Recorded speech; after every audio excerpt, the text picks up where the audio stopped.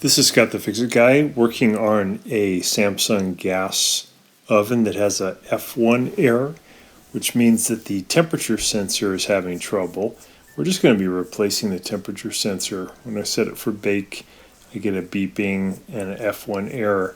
So it's pretty easy to replace. All we got to do is unplug it or turn off the breaker. We're going to pry back on these little catches with a standard head screwdriver, and then we'll pull the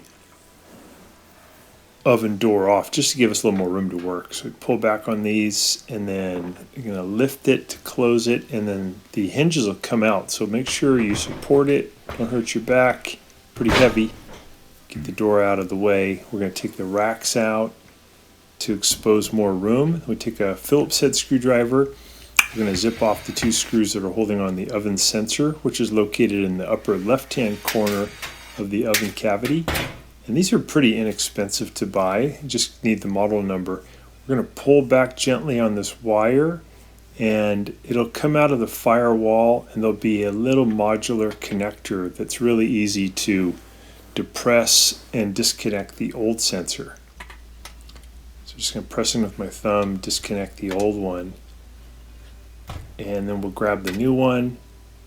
We're just going to plug it in. Same thing, pretty easy. Clicks right in. We're going to stuff the connector back in and the wires back into the firewall. And then we'll push the sensor in all the way flush with the back of the oven wall. And we'll add the two Phillips head screws to hold it in. Then you're pretty much done. All you got to do at that point is go ahead and put the oven door back on.